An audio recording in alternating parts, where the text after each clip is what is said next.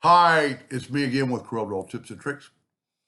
I'm going to show you how to add more items and weld them after you've already rotated something. So I just kind of created this shape pretty easily. I'm going to take my ellipse tool and hold down the control button and hit P. Control D to make a duplicate, holding down the shift key to make it grow from the inside. I'm going to take my 2-point line, holding down the control button so it's equal. I'm going to rotate it 10 degrees. I'm going to control D. I'm going to mirror it. Now I have a shape. There's my envelope shape. I'm going to envelope this, which I've done plenty of videos. So I'll left click, right click. Now I'm going to take my shape I drew and I'm going to go to effects and I'm going to go to envelope. And right down here is create envelope from that. So there's my shape. Now keep in mind, don't really move it. Shift select this second. So this is your object, or this is your target, and this is your anchor, basically, where you want it to go. So you shift that second and then go EC. Now, for some reason, my new shape doesn't fit perfectly in the envelope, but I can fix that. So there's that. I want it overlapping. So I'm going to grab it and just make it wider. Holding down the shift key, it'll grow both ways. And then I can alternate C to have it rotate from the center. And I'm just going to rotate it where it's kind of equal. Now, if you look, we're already at 0.159. I can deal with that. I could go plus 20, but I find it easier sometimes take the Smart Fill tool, fill that in and nudge it over. The Smart Fill makes a new object, and I'm going to move it back, and I'm going to left click, right click. And now my is 0. Well, did I actually cut it? Why is it not hanging over? Oh, good point. Take away these lines because the lines stop the Smart Fill from filling. Matter of fact, we can take away everything now because we're already working in the center of the page and I know my size. Smart Fill, fill that in, nudge it over. Left click, right click. Take your old shape and delete it. Take your new shape and put it back. Control D, alternate C, and rotate it 20 degrees. And so you see I have that overlap. It's kind of what I want. So I'm going to control D all the way around. But what's so cool about this, now that I do this, you know what? I'm going to do it two ways. I'm going to make a duplicate of that. And I'm going to take this and weld it because I'm going to show you maybe a possible problem. See, I have these little parts sticking out. You know, I'm going to make that shape again. So I'm going to take the Smart Fill tool, fill in that shape. I'm going to left click, no fill, right click, outline. I'm going to go up here and make it that might not be thick enough. You know, Corel only gives you 4 and 8. You can type in 5 or 6. You don't have to take what they give you. I think this is actually going to be like a 6 thickness. I'm going to go to object and convert the outline to an object. And then I'm going to left click, right click. So I'm going to make a duplicate of this and move it over there. Now I want to move this. So this is what the video is mainly about, is how to add something to your drawing that you just drew. So let's see how that looks.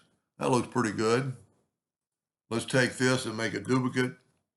And you could, use multiple flowers and you just want it. You don't want anything sticking over because you want to be able to weld it. Now here's what is kind of like a little trick. Shift select the other one. Control G to group it. Control D to duplicate it. Alternate C, and now we're going to rotate it 20 degrees too. Control D, all the way around. This would almost be a good one for the transformation docker. Now, let's watch what happens when I weld it. There's 19 objects selected. I'm going to weld it. Well, it worked that time. A lot of times it won't weld unless you would group that second one together. So I don't really need to show you the other way. And if it welded good, you could turn it yellow, take away the outline or whatever color, put a black box effect around it, and you get that. I don't know what, you would probably never draw that, but you could keep adding, leaves if this would be a leaf. Some of these are going through, some of them are twisted, like that right there. So you can add to your rotation. I almost want to go more. Let's go more. Let's see if it'll work. Left click, right click. Let's can't really put too much more on the insides. Some of them are getting so tight. Let's put another, I don't want to put a circle. Let's just get the Smart Fill tool, fill in that shape, move it out of the way. Let's left click, right click. Let's make it that 6 points. See, 6 isn't listed, but all you have to do is type in 6. I'm going to go up to object, convert the outline to an object. I'm going to left click, right click, and let's just put it now in the middle. And then let's take another one, hit the plus key and move it down.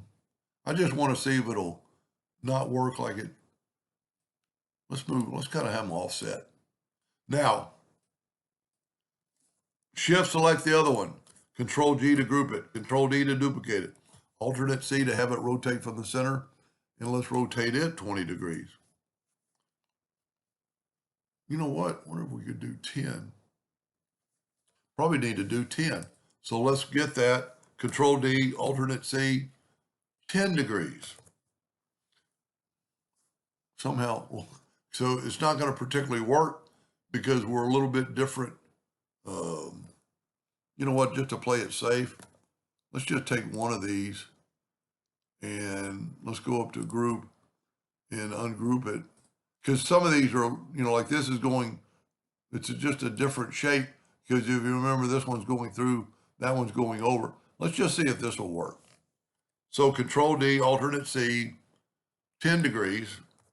I'm hoping it doesn't work because I want to show you how you can make it work. And this would be a great one to use the transformation docker. Now, is it going to weld?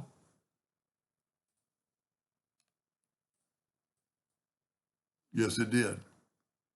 So if it did never weld, I was hoping it wouldn't. You could, this is a group or a weld, so it's a group. You could move everything out of the way and group your new item that you rotated. So, but you could just keep going and going and going with this, on and on and on. But anyway, the main part of the video is be about adding something after you've rotated. Hope that helped. Thank you for watching.